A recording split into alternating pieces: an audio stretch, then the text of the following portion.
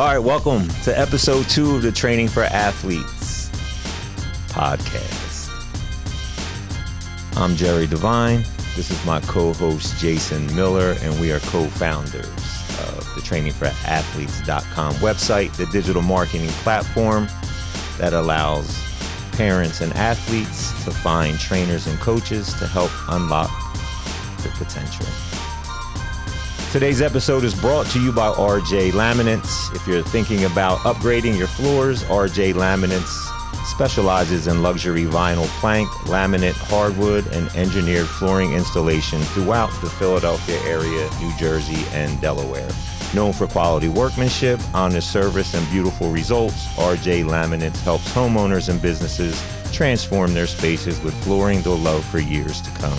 Visit rjlaminates.com for your free estimate and learn more.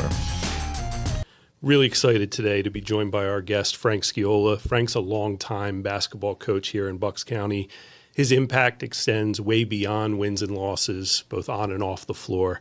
He's known for building strong teams, player development, the college recruiting process, and an area we're really excited to dive into is building team culture. His coaching centers around culture and building a team that buys in regardless of talent level, and that's something we want to talk about today. So whether you're a coach, a parent, an athlete, or just a sports enthusiast, tune in and listen. I'm sure you're going to learn something. So let's dive into it. Yeah, I'm excited. Thanks again, Frank, for being here. So we want to jump right into a little bit of the background, Frank. So how did you first get into coaching basketball? And more importantly, how did you stay in it so long? You know, I wish I had the overly romantic answer that a lot of people have. I always wanted to be a coach, or my dad was a coach, or I thought about it. I didn't. I did have some great influences, in terms of my high school coach, my college coach. But honestly, and this, since you know me, this isn't a tremendous surprise.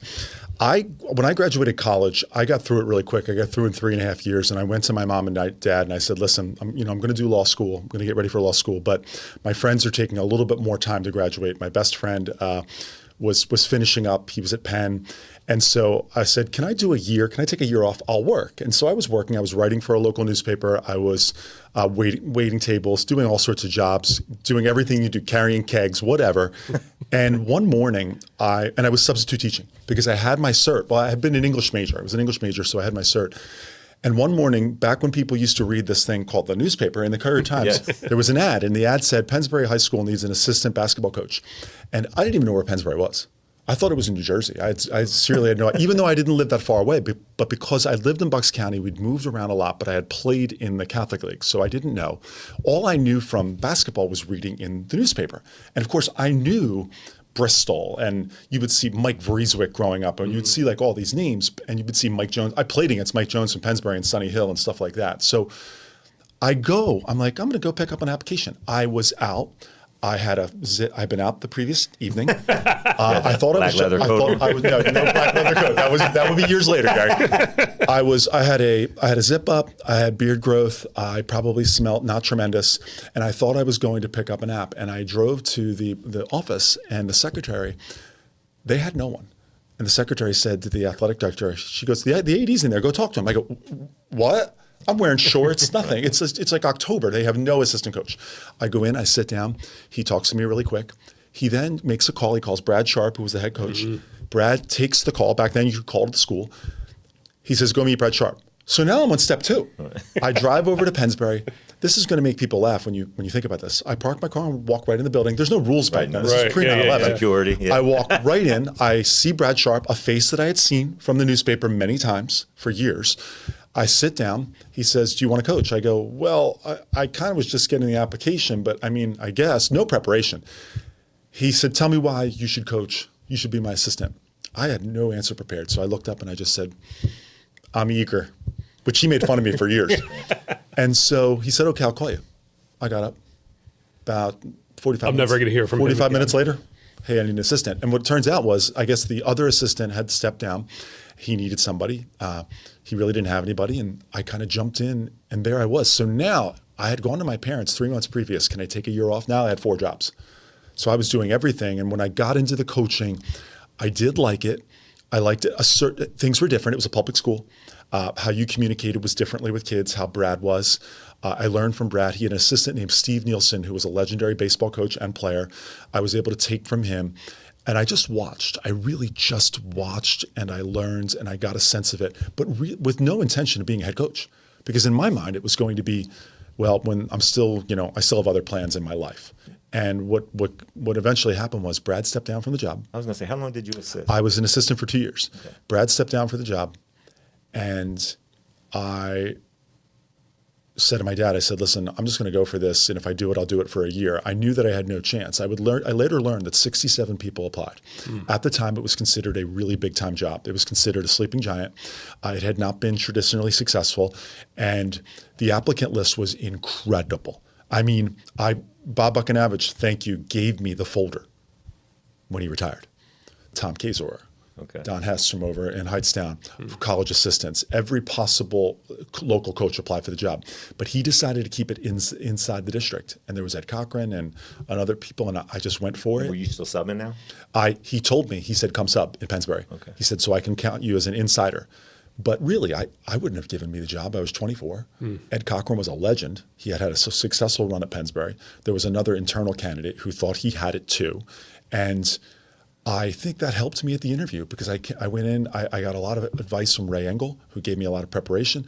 I went in there, my interview lasted over an hour. And I still remember this, I can say it now because it's over. When I walked out, I closed the door and I faked like I walked away, but I stood because it was so late at night, there was no one left. And I'm not going to curse here, but one of the two people in there said, that's going to make it really effing hard. And then I thought, oh, I have a chance at this. This is kind of ridiculous. Because first of all, you shouldn't have hired me.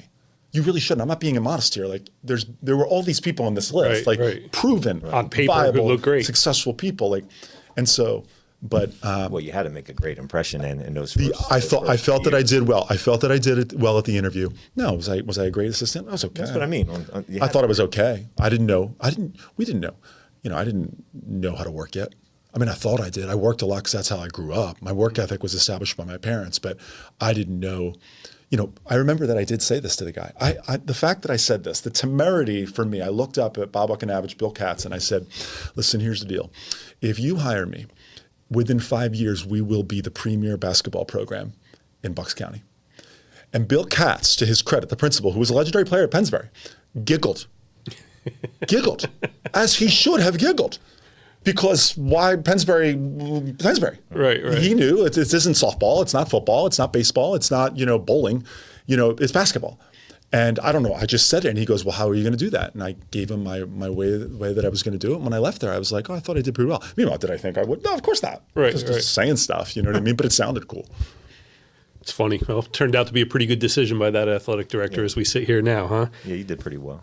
So when you look back kind of at your early years in your career, right, and the coach you are now, what stands out to you compared to today in those early years? And I'm going to ask a second part to this, which is you hear all the time, kids have changed, coaching's different. Is that true, or is it? Well, I'll give you part two. I'll answer that second. All right. The answer is that is a layered answer. But in the first part, really the biggest thing that changed for me is, as much as I thought that it was about the kids when I took the job, it couldn't be. Not at 24. Yeah. A lot of it was about the kids. I had a connection to them, but there was still Frank Sciola's id or ego that was in that mix. When it took a couple big events early in my career to push it past it being at all about me, and when it stopped being at all about me, the job became so much easier.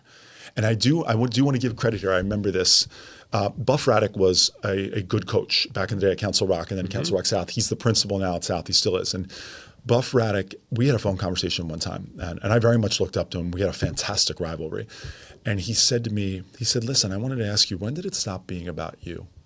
He said that. That was kind of like, and there's a guy older than me, a guy that I respect, and he froze me. And I thought to myself, oh God, he's so right. And so that's when it changed, because you become purely a servant, you become purely listening, you become just the number one cheerleader for your players while at the same time trying to push them. To your second point, have kids changed? Not like kids are kids. They still want to be coached. Yep. They still want to get better. The difference, we would all admit, I consider it, and I think you guys would agree because we're similar in age, is that we've had two different careers, pre-iPhone and post-iPhone, pre-social media and post. And that effect has also that has sunk into Generation X, which we are, so to speak, and we are. And so our children are what they are the generation of the travel teams. They are travel and club.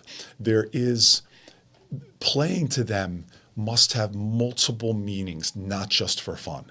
So they don't just play. It's not like here's the quarterback at Bristol, and he's also the really good basketball player. And in the spring, just for a goof, he'll play baseball because it's fun, not because he wants to get a scholarship or because he won't quit baseball. The 1991 Jerry Devine doesn't quit baseball because he wants to lift for football or he wants to work around. No, he plays with his boys because it's fun. Right. That kid's not playing baseball today. Like my son, he wanted to play. Do you remember when we grew up Little League baseball? And then you could, of course, play American Legion or you could play Junior Babe Ruth, but you could also play baseball, rec level baseball, kind of like you still can do with basketball. And he wanted, at the age of 12, he was like, Dad, I want to get back and play baseball. He's only 12. I couldn't find a place. It was either join a showcase team, join a travel team, go get a trainer. And the thing was, I thought about it. I was like, God, he's very athletic and like he's got a good arm or whatever. But it's too late. It's too late. Yeah. And so for those pieces, I think so. The one piece is why they play. There's so much money involved, and they're motivated by the chase of the scholarship. They have way more parental pressure. I'll finish the answer with this. When we were children, our weekends were spent following our parents around. Now, we follow our kids around. Is that right or wrong? I'm not sure. It is what it is. Yeah. And I was having that conversation with Jay before we got here. It wasn't a question that we had, but it was something that I was just thinking about. Like, people always talk about the kids change, and I don't necessarily think they change.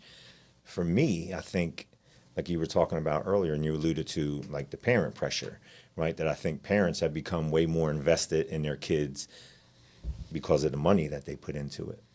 And I think the pressure for them that, like, I need return on my investment. Yes. Right? And so, those words are used, by the way. Oh, yeah. Right. And so I think that's where, like, kids that normally, like, for me, if I came home and complained, I was told, shut up and get better, work harder, right? And so you were going to run through the door for that coach and do whatever you had to do to get better. Now it's, we'll find another team. Yeah.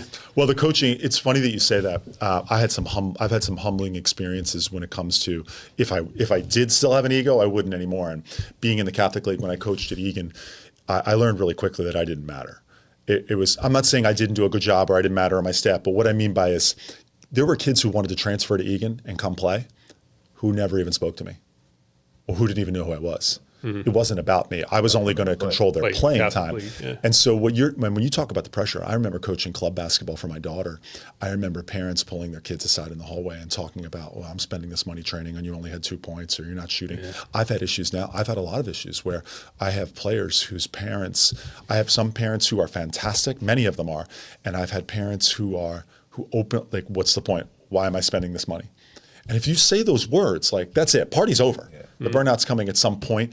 But at the same point, this is the world that they see.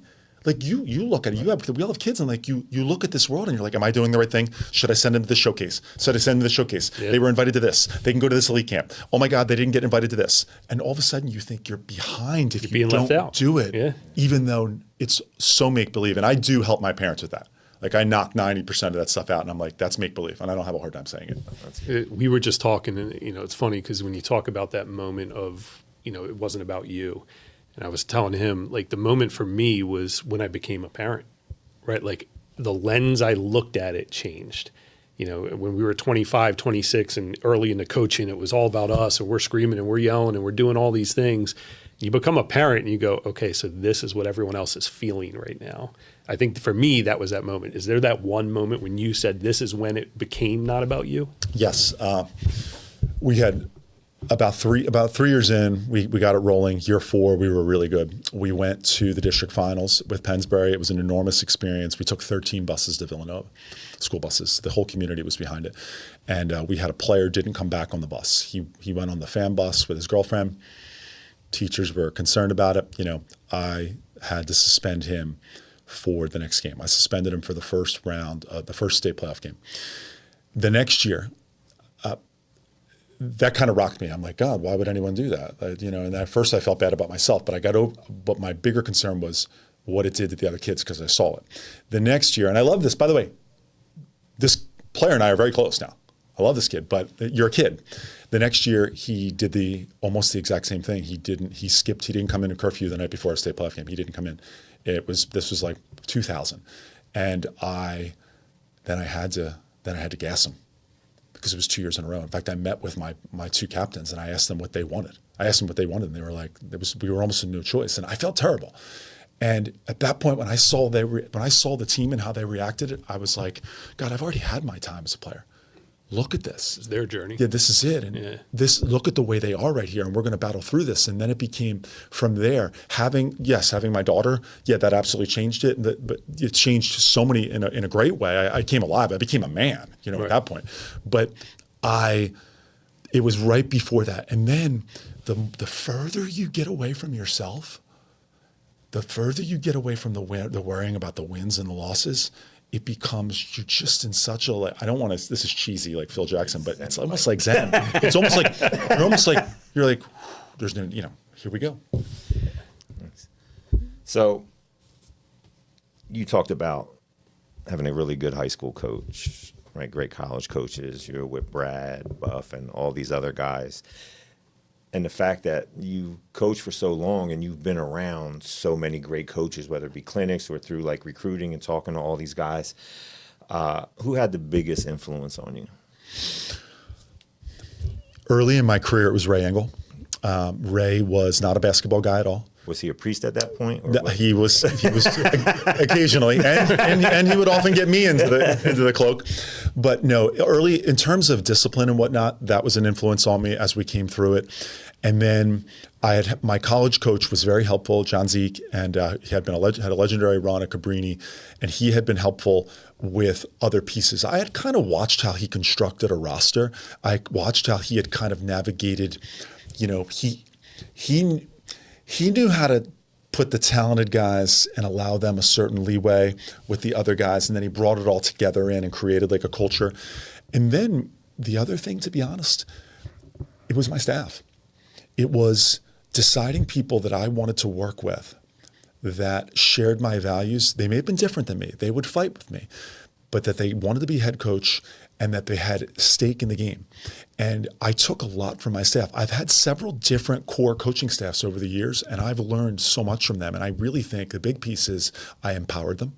I gave them responsibilities. People would often say, like, we were famous for, when I was at Pennsbury, we were dressed in the same, and people would say, well, here come the 6 orange shirts or the 5 orange shirts. Every one of those guys had a role. Everybody had a clipboard. Everybody had a level of accountability. And if they didn't, they were called on it at halftime. They also coached the team. One guy handled the pregame. One guy spoke. Everyone spoke at halftime in turn after the game. So their voices were heard. And because of giving them that type of empowerment, that challenged them to be better. So when I had an X's and O guy, I had a defensive guy, I had a motivational guy, I had an organizational social media guy, all those pieces that it takes to be really good. And I made sure that every one of them knew they were equally important. And then I was motivated by that because then I had to work for them and I had to bring something new to the table every year. Well, and that's honestly, it's one of the rare things that I've watched, over the years with you is you have a group of guys who have been so loyal to you that, you look at this world of assistant coaches jump from job to job. They want to become head coaches, which we all understand because we were in that position.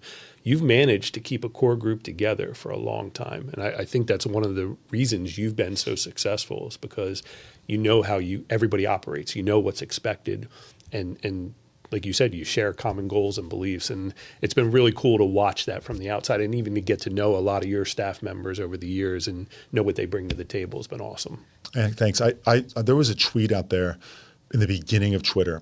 We were in the state playoffs at Egan, and Josh Verlin, City of Basketball Love, that had made a tweet, and someone sent it to me, and it said, watching Frank Sciola's huddle, and it was something to the effect of, it's amazing how much input he gives his assistants. And it wasn't amazing to me. because, from whether it be from the scout or here's a good example. If you and I coach together, and I would love to coach Jerry, and if I was Jerry's assistant, I would want to do something. So maybe you say to me, Frank, you have all the special situations. You handle the inbounds plays and the side outs and end of game. That's mine. I'm going to look that up and you give me 20 minutes or 15 or 12 or 4 minutes a day. Whatever you give me, I'm going to run right in. You're going to know what it is. We're going to check beforehand, but you're going to have that call. But at the same point, and when we do well, you are going to be praised to high heaven. Mm-hmm. People are going to know that it was you. It wasn't Frank Sciolla who drew up the end of game play. And sometimes I will give them that you run the huddle. You do this often. And by the way, when it doesn't go well, or if it is your scout, no, I wasn't afraid to say that either.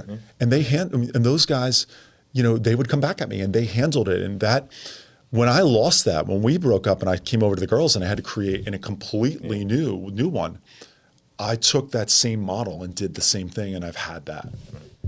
So it's easier, right, for me as an assistant coach to have that pressure and take accountability when I'm empowered. Right. And so when you're giving that to me and you're making that mine, then my job is to make sure I do a great job, because I want to be successful, not just for the kids, but also for my coach. Me an opportunity. You gave me an opportunity, right? So I want to prove that to you. So, it's a lot easier for us to give back and forth when we both have some similar status and responsibility. So, yeah. So let's talk a little bit about, right, and we've touched on this already, the evolution of your career. Has your coaching style changed? Do you think you're more demanding, less demanding now? Do you think you're more relationship driven with players? We think you've always been super structured, right? But has all that changed over the years? So yes, I am definitely less demanding. I know that everyone has told me that. I'd say that one of the lessons I've learned is most people don't know even that I coached at Pennsbury. They know me more from 2010 to now. And I've kind of had to adjust to that. Like I'm the girls basketball coach, or, maybe at the Egan, they don't look at that piece. I am way less demanding. I do it a little bit differently though. I still I don't like saying accountable. I hate that word, holding them accountable, because I feel like that's weird, but I still have expectations on them. And that hasn't changed. And so there's the baseline. Jared, give me an example. Like, so just when you're saying you're less demanding, right? Because some people would say, like expectations have changed or they lowered, right? And that's not the case. So So an example where you're less demanding, so where you were more demanding before, but what that same situation looks like now that you're saying that you're less demanding. Well, here's one. How I communicate is different. Number one, there's no sarcasm anymore. I used to be wickedly sarcastic. I'd be the first guy in the world who could be sarcastic. I could use that as a way to needle or to motivate. That died on a Saturday night, 2006. We were playing St. John Newman. We were taking a merciful beating. My two best friends came down to meet me for dinner. I remember we went out to a great dinner.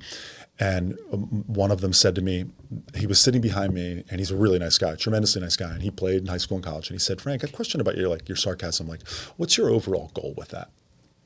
It's a great question. Well, like, what are you looking overall goal? Because he goes, because it's amazing. Everyone loves it. It's funny. He goes, but what is your overall goal? And I'm telling you, I think we were going to the saloon, for dinner, so it's like nice place. And I go, you're right. That was it. And people have a perception of me because I'm loud. Like, here's one thing for you. When I was at Bristol, the old timers at Bristol that go to the games, they used to come up to me and say, why don't you get technical fouls? You need to get some technicals. You need to get the crowd going. I go, I'm loud. They're like, yeah, but you're not yelling at the refs. People think I'm yelling at the refs. Like, I have, in 10 years at Pennsbury Girls, I may have 2 technicals maximum, one for not filling out the book correctly. Like I think people look at me. I don't think we can count that. We're not counting. Who's responsible for the book? Yeah, it wasn't me. It wasn't you, I know. No, I'm kidding. But so I've changed how I deliver my message. I don't like to use I don't want to be passive aggressive with how I communicate. I want to be upfront with people. That's changed everywhere, in every place in my life, whether it be work or personal or professional. And so I changed with that.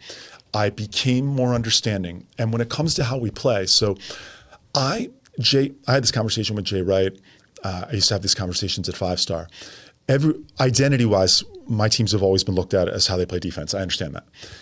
So I make a trade-off. the trade-off was if you play as hard as you can on defense and do what we want, we'll run this motion offense, and then you can take the shots that you want. Like, let's be honest, Frank Sciolla is not coming in with 102 sets. Like, we're gonna teach you how to play. We're gonna try to play motion offense. Some years we'll play fast if we can. If we can't, I don't think I've ever told a kid not to shoot the ball. Like, I don't even talk to them on offense. Like, but on defense, man, I may rearrange your life, if you're not in the right spot. Right. So I've become way more laid back.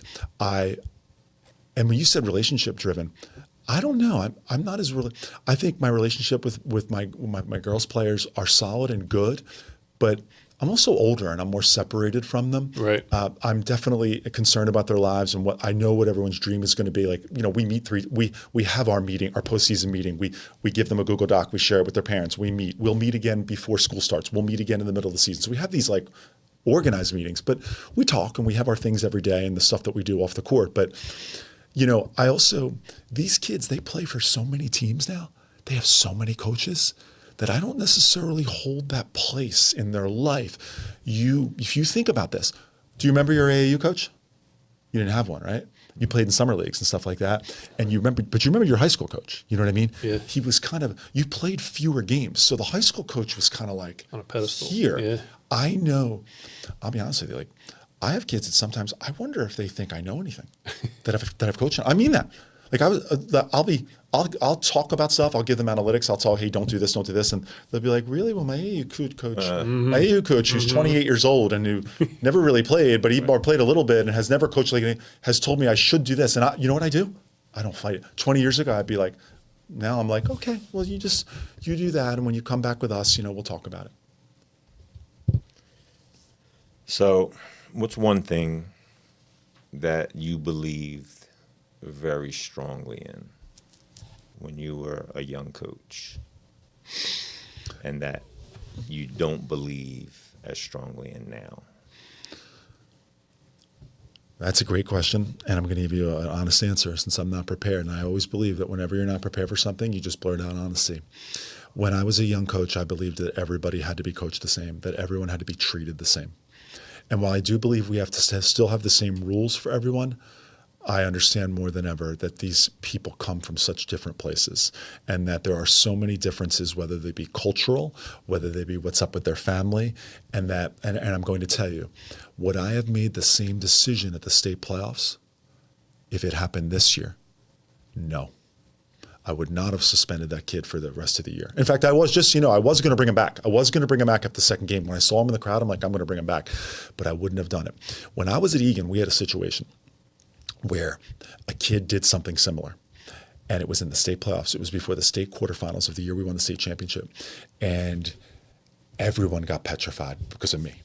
And they were petrified. And we had 2 days before the state quarters. Let me tell you how many phone calls I got. If you went to Egan, you called me to plead that I not do this. Yeah. God rest his soul, Mike Fitzpatrick, congressman at the time. Everyone, can you maybe just overlook this one time? And I wasn't ready to break. I was so angry because it was premeditated. And I had even told him that I could hook him up. It was all about going to a game somewhere, and I could get him better tickets for him. I could hook him up at any game.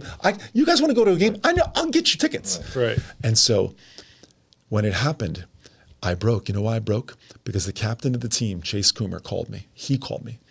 And he said, Coach, I had coached his older brother, Zach, who had played with Tonto, who had gone through all sorts of stuff. And he said to me, Coach, please let this go. We will run forever. I will do whatever you want. We will take any punishment you want. Please let this go. We're so close. We can do this. And because he did that as the captain, I was like, okay. All right, he'll sit out the first quarter. And I never said anything. Why? I never did. I never would say that stuff. But so that became not as important to me. It became more about you. Listen, man, for some of your kids, and you know this better than anybody, some of these kids have a hard time just getting to school, let alone getting to practice. The kid who's in the gym taking extra shots 45 minutes might not have to watch their 1-year-old brother at home, or may not be the product of a terrible divorce where either mom or dad has substance abuse issues. You know what I mean? Yeah. And as I got deeper to that, maybe that's where having a kid helped.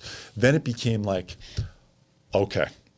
And there's still a part of me, like we had a situation with this one girl hasn't been coming to workouts this spring, and I'm like, okay. And the old Frank Sciolla is like, you're going to come to workouts. But I'm like, you know what? I know it's not easy. I'm going to be supportive. You know, You feel the zen in here? Well, you know what? I got to ask this question. I'm going completely off script from our questions here because you had an opportunity, and I'm curious to know how you navigated coaching your own kid, right? Not many people, and it's got to be a difficult situation for a lot of reasons, right? How do you navigate that? What was that like for you?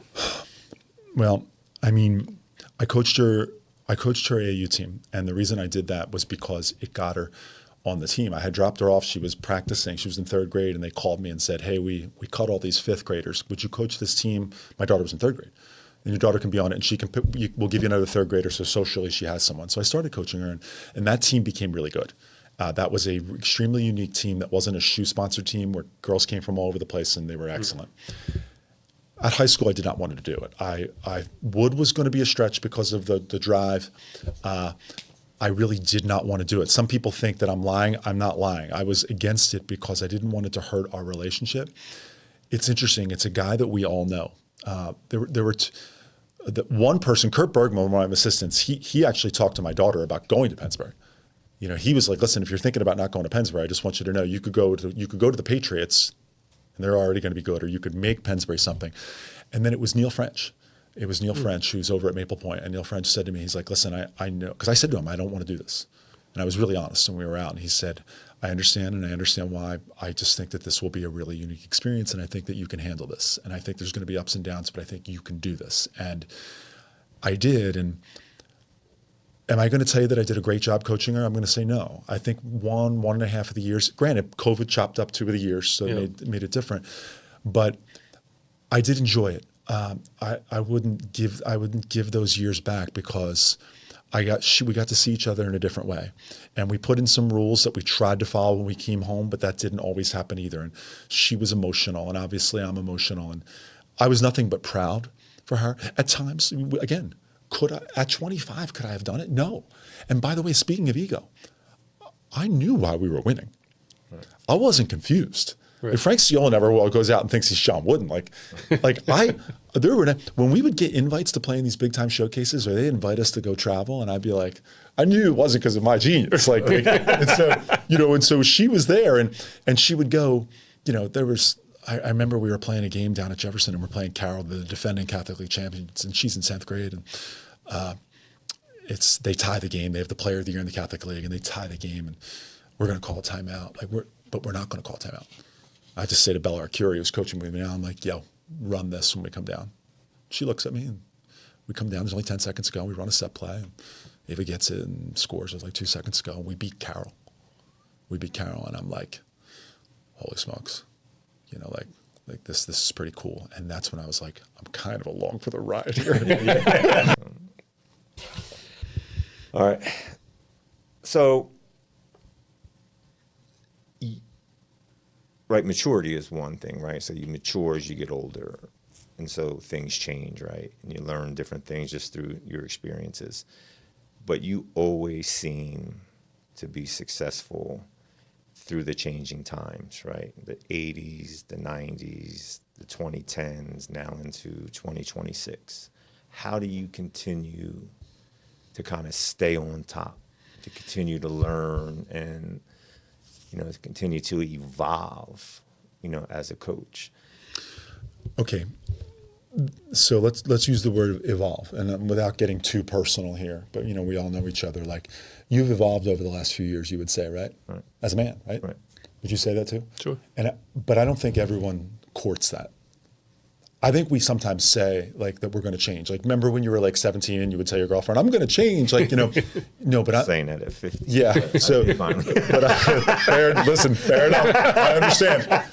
But I think that I really, it's such a trendy word now, but I truly do have a growth mindset. I want to be better. I want to be better as a parent. I want to be better with every piece that I can be better at. And I never want someone to judge me based on how I was at 42 or 28 or 45. I believe that if I can spend 10 minutes a day trying to be a little bit better at something, you know, my big thing the last year has been like, let's learn more about this financial world. Like, you know what I mean? Because we're teachers, like, you know what I mean? Like, I can't tell you the NASDAQ, but I can tell you like the backup defensive lineman at Mississippi State. Right. So maybe it's time, you know, to look at that. And so when it came to basketball, I always had a goal every year. So I don't run a system. We've never been a system person, other than mostly man-to-man, a lot of pressure defensively. So what I would do every year is, who's on my team? And so we use the summer, we don't run any plays, and we see, well, what is the team? So if a case like we have like a creator, say like a Jerry, or maybe we have a good big guy, somebody, you look at what you do. Then what I did was I would go out and I would see who does that well. And I had a thing where I would go every single summer somewhere. It might be to meet with a college coach or a pro coach. I love cold calling guys. Remember we used to call people? I did the same thing. Yeah, I would cold call people. So in some cases, it could be as simple as going to, when St. Joe's, when Phil Martelli had Jameer Nelson, and it's really Phil Martelli and Jay Wright who went to the 4-guard offense first. And I'm like, well, we're going to do that. So let's take a look at their spacing principles, and I'll learn it. One night when we had Ava, you remember the nights when you had your kid, your baby, and of course your wife is exhausted, so you have the 10:30 Lakers-Kings game on, and they're on your chest, and you're watching it, and you can't fall asleep yet either, and you're just so happy, and you've got your little girl, and you're kissing her in her head, and you're watching the game. So Pepperdine comes on TV one night. Pepperdine, what do I care? But I can't find the remote, and she's asleep, and you're not going to wake her up. So you're watching Pepperdine. Vance Wahlberg. Dribble drive. What is Here this? we go. I text Dave Pauly. I reach out to Bob Hurley Sr. because he's talking about it. I hear that he's going to do it. We fly to Memphis. We meet with Wahlberg. Wahlberg gives me a cell. Wahlberg agrees to meet. Like this is what people are sharing. When Pep and all those guys graduated, then what do? Now we have a 6-foot center. So I reach out to Mike D'Antoni gets the Knicks job. And he does that stuff for Steve Nash for like 3 years. And then he's got Jeremy Lin and it blows up. I spend a week with the Knicks Summer League team. I'm in the win.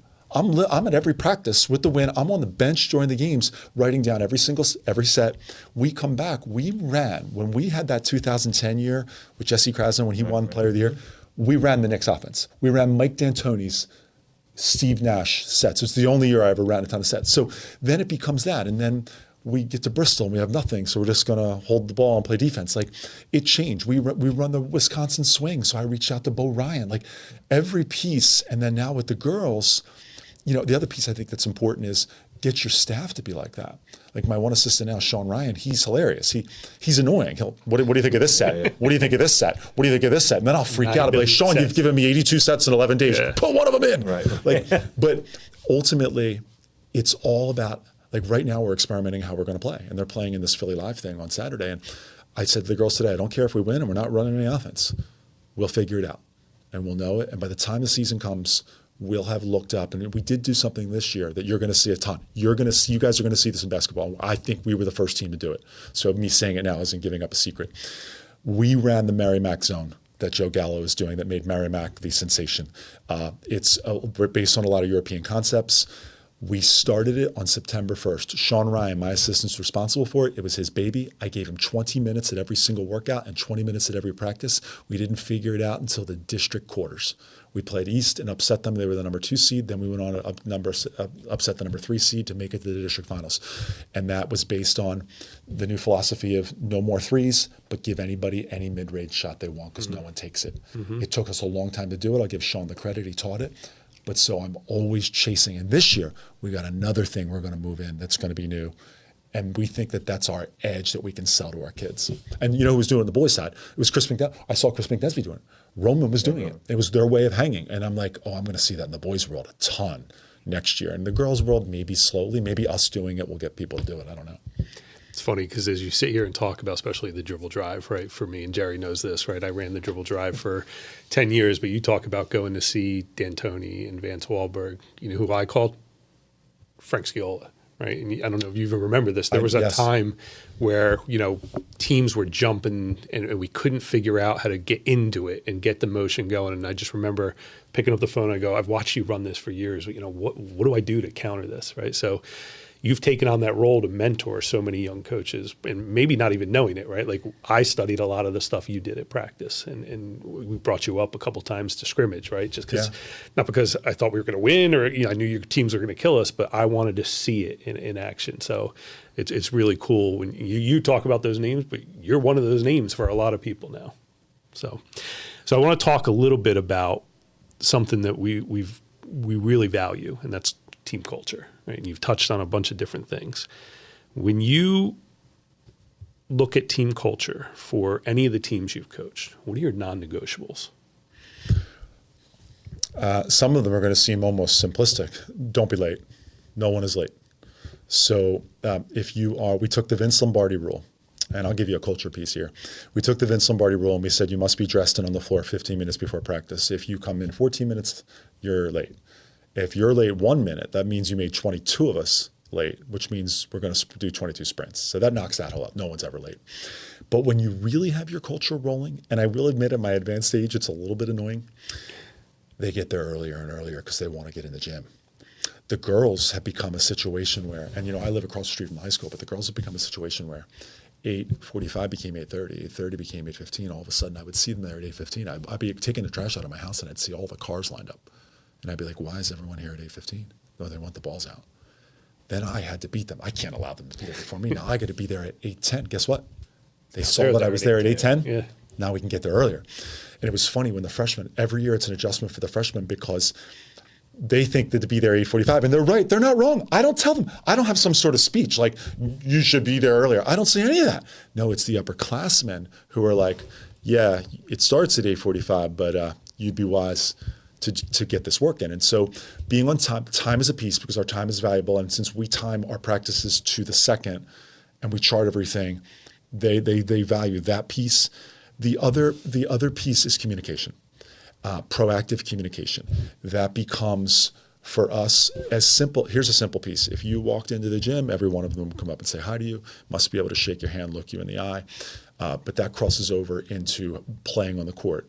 All our drills are built with a communication piece. Everything that we do is that if you don't communicate, we consider you selfish. I don't have many selfish offensive players, but I've coached people that are selfish on defense, and I'll call them out on that.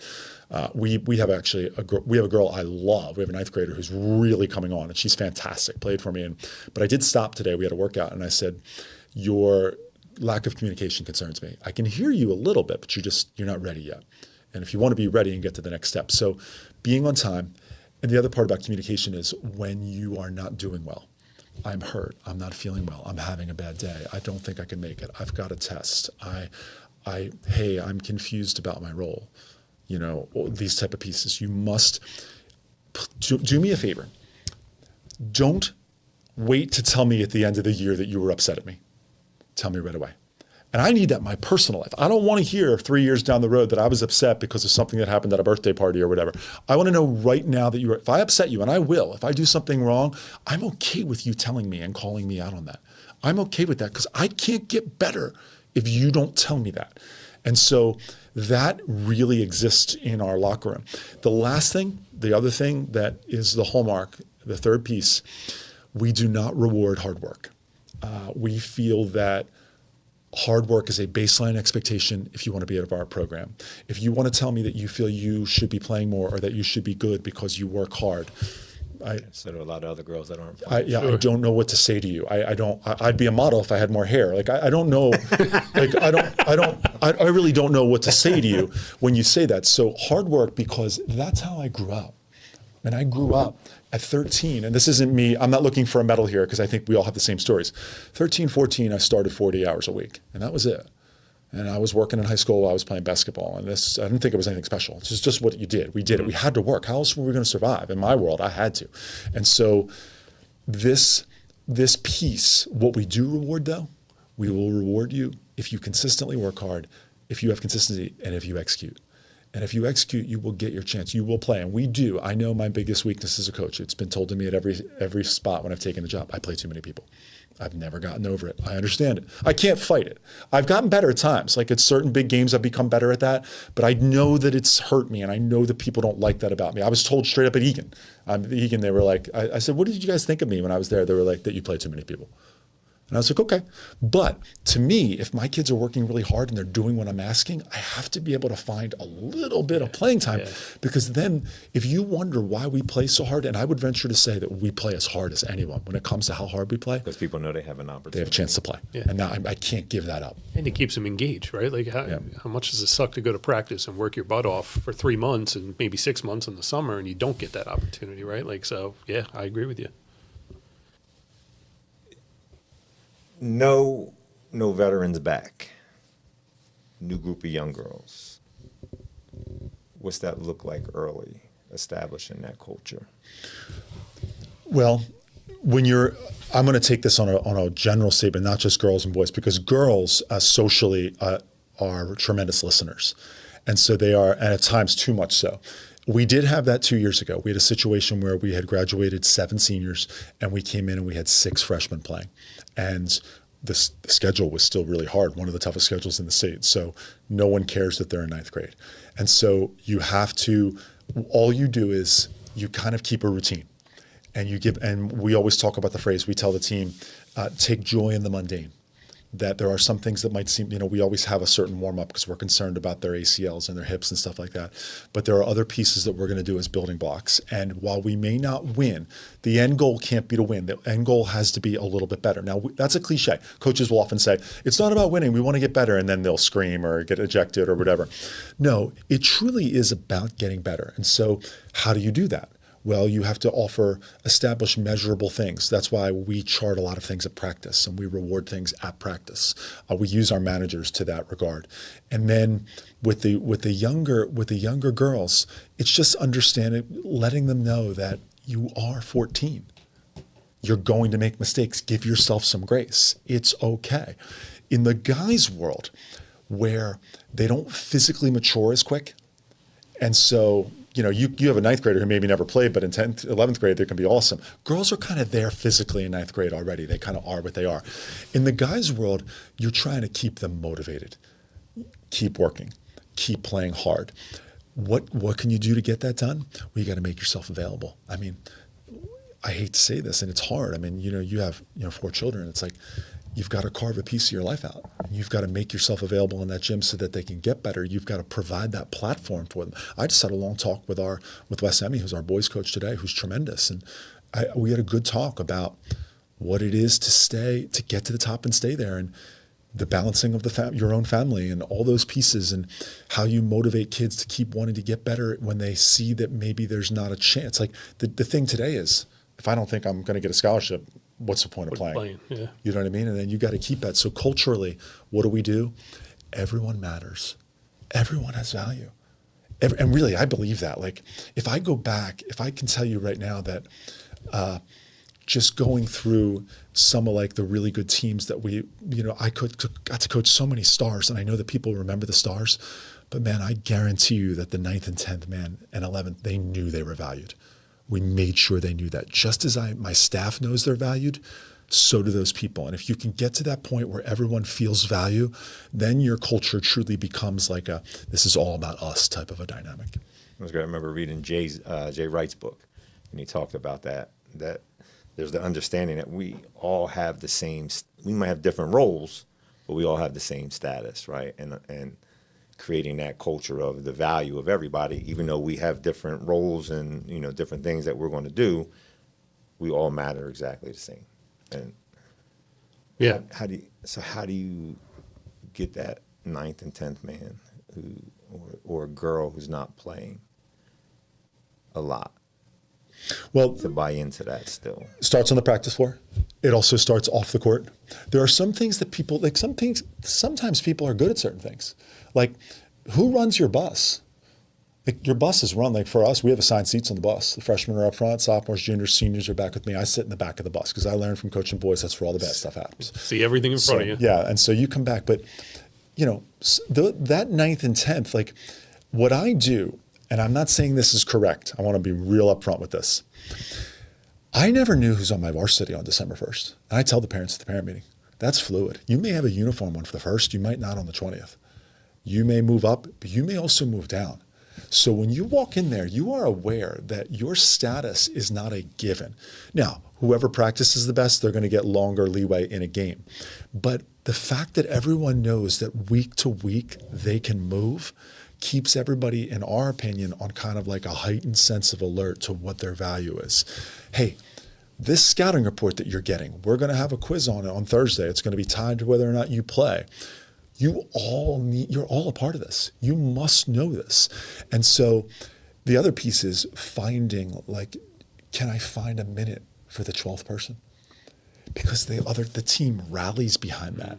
And if they don't, how do you create that in practice? How can you set up situations? I know we all do this where we set up intentionally drills where certain kids can succeed. Like if I know a college coach is coming, we had a coach at workouts last week. So I constructed the workouts to what those kids do best that he was there to recruit. It looked goofy. It was like it had no rhyme or reason, but it was like, hey, she's really good at this. So but you can build that into your culture so that as we come in, if you know that you've worked really hard and that you've done what you're supposed to do, and you know that you're going to maybe get a minute or two, you're vested at practice. You might get more than that. And they know that. And and I know people don't like it. Listen, that's why I'm not saying what I do is right. I watched Speedy Marsh.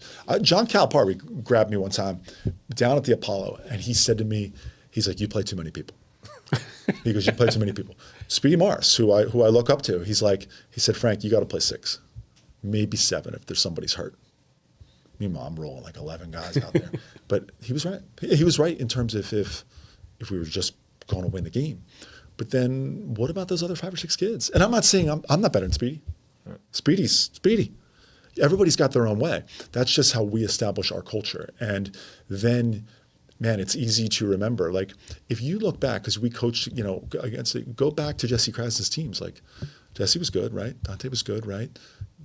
Zach Coomer was good, right? Those guys were good, but there were games that we won with the 9th and 10th guy. They won those games. The guy who takes the charge, the guy who's in there just to rebound. We had a kid back then, Kieran Bolger, who had a good career. Kieran, with 20 seconds to go, if we have the ball on offense, check in, stand in the corner, shoot threes. And he did. That's what he did. That was his thing. And he deserved that. And so that became his thing. So everybody had a piece. And then our practices are always they used to be really intense. That's another thing I've changed. I've dialed that back. We do very little running and very little contact. Because they already play so much and their bodies have so many miles on them. And these kids today, like they leave your practice to go to volleyball, to go to soccer, to go to this, karate, whatever. Like it's a different dynamic. So you've answered this, I think, in probably 3 different ways through some of your stories so far. But for the other coaches out there, there's times when talent and culture don't align, right? You might have a super talented player who doesn't buy in or test your standards. The flip side, you might have a not so talented player, but just awesome for team culture. How do you handle that when they don't align, right? What advice would you give to coaches? And do you choose culture over talent? Old Frank or Zen Frank? Well, so old Frank. Let's ask both Franks. Old Frank's going to take culture. Yeah. Talent is irreplaceable. What sometimes is frustrating is, when the not so talented kid also fights your culture, and that's where you kind of have a challenge. You'll get questioned. Kids will say things like a big thing today, like a big thing that has come over the last 10 years is kids love to tell you what they can do. I'm good at this. You got to let me do this. I do this well. And then you're not going to argue with them, but you'll print out their shot chart and say, well, the shot chart says that you actually don't do that very well. We stole something from VCU, Phil Martelli Jr. They track dribbles. It's the greatest thing ever, by the way. They basically track 0, 1, 2. How effective are you? How often do you score off of 0, 1, or 2? So we did that. We did that after our scrimmages this year, and we tried to present this. We thought we were being smart. We wanted to present this. We're trying to help out, our really good players. That didn't go over real well. It didn't work. So what we're currently doing, my assistants are doing, as I speak, they were doing it this morning and tonight, they're cutting the video clips of the 0, 1, 2. We're going to present them to the player and the parents so we can reconstruct how they work out and their program, because club basketball can often give them such terrible habits because they do the same thing over and over again. Mm-hmm. So here we go, talent, culture.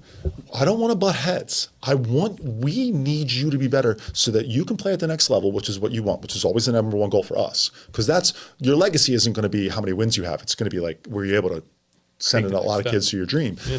But then the other piece is, we also have to succeed as a team. And we struggle with it because I got a trainer. My trainer says this. My trainer has me working on pull-up threes. Good. That'll work with the shot clock in 2030. My other thing, well, my club coach says here, or what about this? And of course I take it all in. Because by the way, I train kids. You know what I do when I train? How many people do this for you, Jar? When I train a high school player, and I don't train girls, high school players, because I don't want anybody kicking my butt. I feel bad. Like I have the Chamonix girls and their parents will still reach out and be like, sorry guys, love you, but you know. Yeah. But when I train boys, what I do is I call the coach and I'll say, hey, Jared, so-and-so reached out to me and what did he do last year? What would you like to see more from here? What do you run on offense? What do you do defensively? And then I construct it. If you're a real trainer worth your money, you reach out to me and you ask me that. Like, you know that person. Yeah, you know that dynamic. And so, because I don't want to argue, there's a ton of great trainers, you know what I mean? And there's also a ton of great club coaches. But with all the years, and since I'm free, you're not paying me. But the people that pay you often think they're more important, right, and you tend to listen. So that I've had more of that in the last few years than I have my entire career. But it doesn't bother me because I'm in that, place. I had a kid ask me, how many shots should I be getting or looking for? Yeah, how do you answer that? Never stepped foot on the floor yet on a team. Your response, often I will come back and I will say, well, how do you feel? Because, in fairness to kids, let's be honest again. We didn't have humbled and blessed to receive an offer. We didn't have humbled, now I'm transferring here. We didn't have any of that. So they're growing up in a world where they see these things. Like, here's the thing that I tell my current players. If a college calls you, the very first thing you do is look at their roster. Have you looked at their roster? Well, no. Have you seen how many people have transferred over the last few years? How many Euros on the team? How many of this? What's the coach like? How long has the coach been? My favorite thing, what I love to do just to mess with my girls? They'll be like, so-and-so reach out to me. I'll be like, cool. What style of play do they play? Oh, I don't know. I go, well, you better figure it out. Because he may just be saying, hi, come to my elite camp, but do you fit that style? What if you go there? That's not your style. And sometimes people don't do that. So yeah, what do I want? I would love everyone to fit into the culture, but talent, look how we are in our society today. How can I tell a kid today that they've got to fall in line when they look at our leaders today who say whatever they want or who act up or act a certain way? So it's a delicate way you've got to balance that. Well, and look at what the portal's done, right, in college. So fall in line or go somewhere where I can, play somewhere else. Mm-hmm. So we've touched on a lot of things and we're running short on time, right? So I do just want to ask a couple questions. One is a segue. The recruiting process, right? You've done a great job of advocating for your kids and helping them and their parents through the process. Let's just sum it all up. What advice do you give to kids and what advice do you give to players or to parents during that process? Listening is a good piece. Writing down what's said, doing your own research. It's changed. It's way different than 5 years ago. The best thing you can do is ask them questions. How do you recruit? Do you recruit through the portal? Do you like high school players? Are you more of a developer? Are you a harvester or are you a developer? Do you reap or do you sow? That type of thing. It's okay to ask those questions. If they want me to ask, I do that. So I will call and say, how serious are you about so-and-so? So-and-so, Jerry's coming to your elite camp. Is he on your inside list or is he on your big list? Like, that's a way to help because it can be really confusing. So ask those questions, get the history of what that situation is. And then I used to say, well, pick the school you want to go to regardless of basketball. Of course, that's important. We know that. However, because of the portal, you might be told to leave. Right. So you're almost better now going lower and then transferring high, which sounds funny. But I don't say that. I just simply say, do you have a connection with the coach? Is the coach going to be there? Why? Why does the coach like you? Ask them to be specific. How do they see you and why do they like you? And if they can't answer that question well, then you were on a list and they're just making calls and checking in on you. That's a quick answer for you. No, that's good. All right, so let's jump a little bit to, we were talking about this before we turned the mics on, flag football, right? The newest venture in Frank Sciola's coaching career. What we really want to know is, let's talk about flag football. Was that an intentional move? What have you learned from that? But then also, we've spent a lot of time talking about you coaching boys, coaching girls. What's the differences? Are there any? Do you approach it differently? So real quick with flag, Pennsbury needed a program and a bunch of girls came to me and said, how can we get this started? So we suggested it. Our athletic director took the reins and it got put together really quickly. I didn't necessarily think that I would coach it, but because I was in the building, I was willing to do it. I'm like, okay, I can do this. I understood football on some level. I am a big football fan. College football is my favorite sport. It always has been. I've studied a great deal, but I didn't know. I'm no expert on flag football. And so I was lucky. I have a great assistant who's deeply immersed in it, who's really smart, super positive. We talked earlier about how you learn. Well, you can learn from your assistants too. So he's been helpful. It's been really fun. Girls take to it. It's a great sport if you're an athlete. If you're an athlete and you want something different, it's new. It requires all the skills. You've got to be able to catch the ball. You've got to not be afraid of contact. You've got to be able to pick up concepts quickly. They have so much fun. They smile so much. And it's also a different me coaching. I'm like Mr. Rogers in flag football. My one ninth grade girl said to me, she's like, I don't think you raised your voice the entire year. I said, yeah, it's me. It's actually me. It's closer to who I am because of my personal life.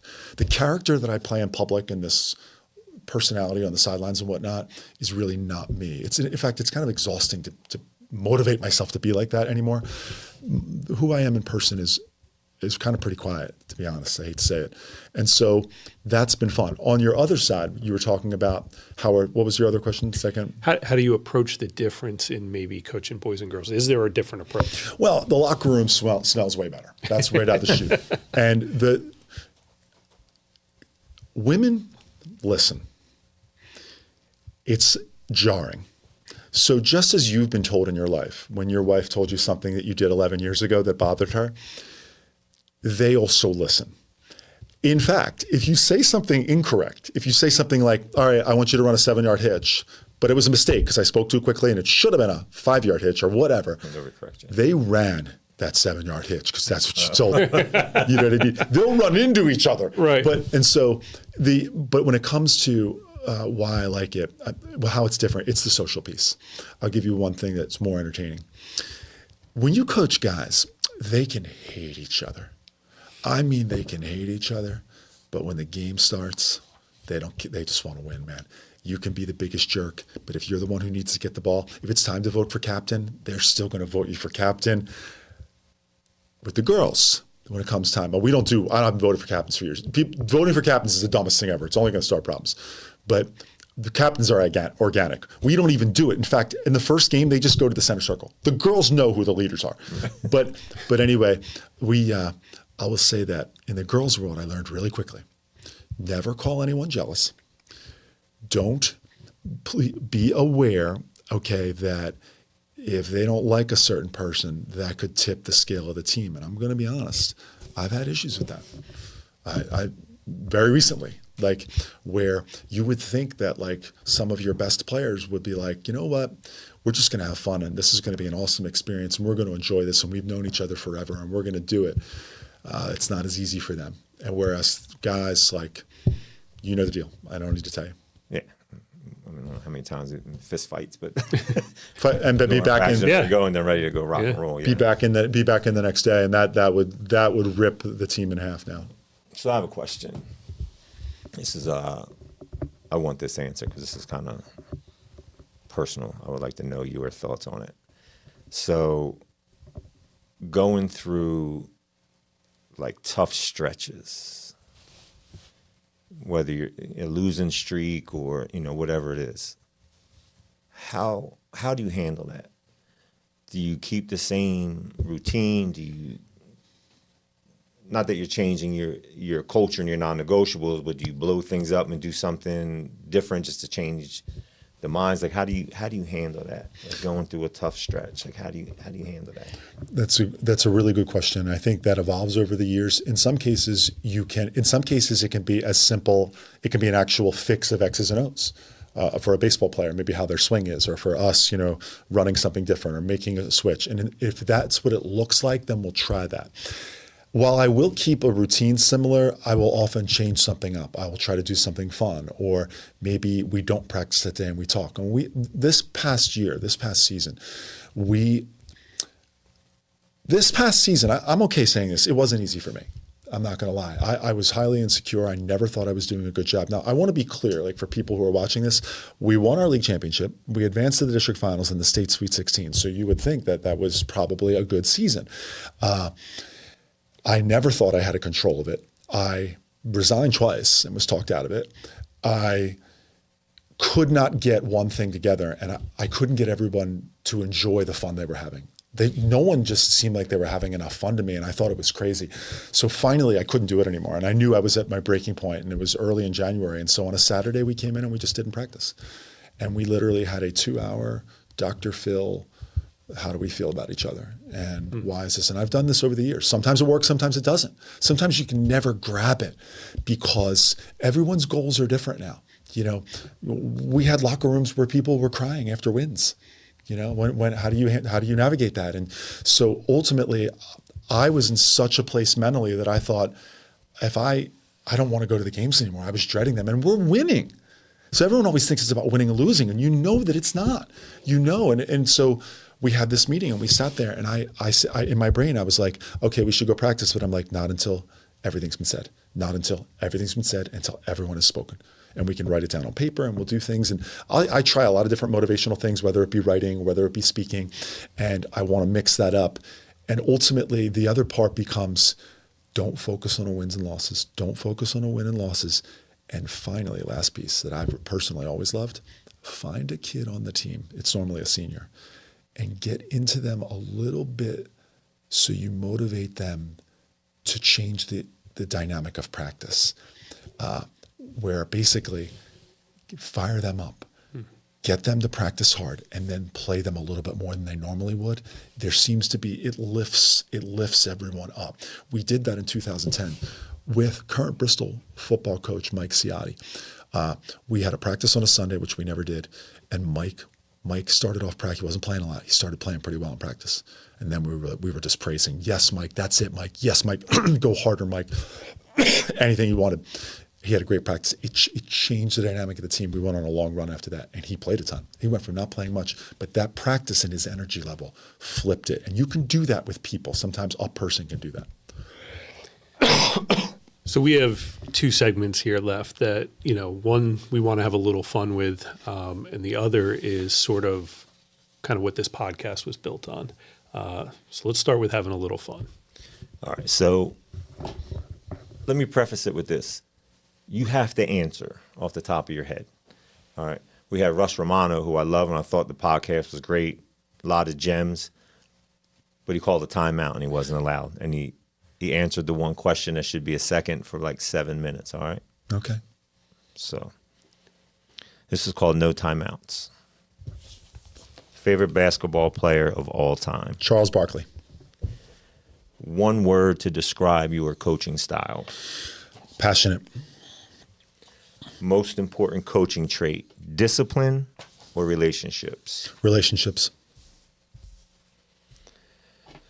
What would be the go-to pre-game meal? It would be the Bristol Amish Market chicken tenders. Chicken tenders from the Amish Market, and that's pretty much it. All right. Biggest pet peeve on the sideline? It would, without a question, if an official doesn't want to talk and communicate with you. What's the one drill that you always go back to? Defensive shell. I told you that was going to be the answer, right? Early morning practice or late night gym session? That has actually changed over the years. I used to be an early morning guy, and I still would like to, but I see with all the scientific studies about bodies and whatnot, we've actually done more practice at night. But if I had a choice, if I had it, I would love to do it. I'm more of a morning person. I would do it in the morning. John Chaney, right? 5 o'clock practice. One coach, living or dead, you can sit down with right now and talk. That's it's funny. So many of them that come up in my brain would be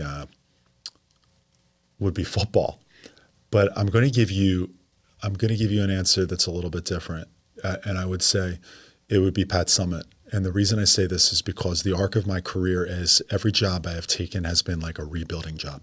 It has not been someplace that was good. And Pat Summitt kind of created Tennessee as to what it is. And so it's not a woke answer for you people. It's not anyone who said it's a legitimate, she created an absolute dynasty. And then she also became one of the best coaches ever. Best basketball movie ever? It's hard to not say Hoosiers. I think that we have like people will talk about like Coach Carter, or there's other pieces, but it's Hoosiers. All right. So 2 for 2. What hits harder? Pre-game or halftime speech? Well, as you maybe know, like we open our locker room up to little kids. So there's always little kids in the room. So sometimes people say to me, what'd you say at halftime? Are you tearing the paint off the walls? I'm like, no, I can't. There's 6-year-olds in there. No, for me, I believe you've got to be really effective because so much is done before the game anyway. I think the halftime is bigger. Let's be honest, what do we get? 4 minutes because by the time you get in there. So what we do is, my belief is you have to get one main point across. I'll come in there. My assistants will each make a smaller point, and then whatever the largest adjustment is going to be, then I'll go over that and then we're out of there. What is Frank Sciola's walk-up song? It would be... it would be probably something by U2, I would say, like Desire or Sunday, Bloody Sunday, something to get me fired up. Right, or the other rock amps, I Know You Got Soul. Okay. Boys basketball or girls basketball? Now you're on the spot. I always said I would never go back to boys. Okay. And but recently, and I do get phone calls about it. It does come up every year. Recently, I have sometimes looked at the boys' game. Sometimes I can't believe I coached in it. It seems so fast and there's so much going on, but I'm happy where I am right now. And so girls basketball. You can only coach one for the rest of your life. Flag football or basketball? Well, at this point in my life, I mean, flag is pretty exciting. It's new. I've always been the person that kind of bounced around a lot, but it would be basketball. Okay. There it is. No timeouts. No timeouts. Well done. So we sit here and we build our business, Training4Athletes.com, because of how the youth sports world has changed, right? From the time when we were young kids playing to now, it can be overwhelming. It can be challenging both for parents, athletes, and then people like us, right? We spent all those years, especially as young coaches, running summer camps and training kids on the side to supplement income and make kids better. So when we take a look at youth sports world, we came up with a question that we wanted to ask every guest who sits in your chair. And that question is, right now, if you could change one thing about youth sports in America, what would it be and why? I think to answer that, it's got to be a viable, a real answer. Like I can't say, oh, we should eliminate this because, the water's already under the bridge in so many ways. I think that to improve things, I would go more to the European model. And that's a possibility. Like we can't take back the way parents view it, the way athletes view it. We can't back private equity running tournaments. This is all happening. The European model is so superior, and I've seen it. I've watched it. Like our kids just play games. So they just basically. So here's how I would call it. Do you remember in high school when you took math, and if you didn't do well in math, imagine taking that same test over and over again, and you don't know how to do the questions. That's what we do to our kids in America. That's what I said to my girls today. I said, listen, we're going to meet you this summer because I've been watching your club games and you're kind of making the same mistakes you made during the season and you're just doing it over and over and over. You're only going to do it next year. How would you get better if you didn't train? And what the Euros do is they break it up into 3 things: skills, physical, team. Those are all separate. There's 4 practices or 5 practices to a game. We do 4 games to a practice, and you're going to be upset at a kid because they can't shoot the ball right, or they don't have an opposite hand, or they can't finish. Or in baseball, the insanity of it's a 2-0 count, and your team is down 2-0, and you need base runners, and somebody dribbles a ball up, and you swing at it because you're at a showcase, and you feel you got to show people how to hit, and so you carry that over to your high school because this is what you've been told. Like it's game culture, and it's unfair to our kids. And everyone keeps saying, well, guys, you watch the finals, De'Aaron Fox, the layup. As soon as he saw it, how many texts did we send? Yeah. Just dribble out the clock, by the way, get fouled. They wouldn't have caught him. Yeah. He's so fast. Yeah. He could have stopped and went around the side. They would have got him with about 3 seconds to go. Like they would have had to, even if he misses the rebound, they would have had to bang the timeout. Like inbound. Yep. All those pieces. And so But I wasn't even surprised. I'm like, De'Aaron Fox, he did that. He did it at the Peach Jam in August, and people went crazy because he probably threw it down. Yeah. We have time and score. I see time and score in high school games. They play it the same way as they do in the summer. We're doing a disservice to the game and to kids because guess what? Peep the rosters in the colleges. They're half euros. I look at the girls' Division I roster, St. Peter's, Canisius, all these schools, half of them, 6, 7 euros. The same thing with basketball. Why wouldn't you take them? They know how to play. Our kids don't. Oh, yeah. Last thing for you. This is the most overtrained, undercoached generation in the history of our sports. Well, I thought it was great. There was, I don't know who it was, but it wasn't a meme, but somebody posted, like they're talking about, like all these kids and everything they got in their bag, and they didn't box out. And that's why the Spurs lost. Right? Like simple, right? Like you forget about all like little fundamentals. Josh Hart wins games. Yeah. I told him make winning plays. That is, I will say this, college coaches are bringing that up a lot. That's a phrase I'm hearing a lot. Does she make winning plays? Yeah. You didn't hear that. Used to not hear that a ton. Now it's like, that's basically saying, is this kid playing to win? Right. I want to tell you how important your answer was because you obviously probably didn't get a chance to see this segment for last month. We had Russ Romano on from D1 Mindset, and his whole hour was gem after gem after gem, mental performance and how to face adversity and how kids can learn from that stuff. And his answer was the exact same answer you just gave, player development. Get back, stop with showcases, 9 million tournaments. He's a baseball guy, right? Kids playing 100 baseball games a year.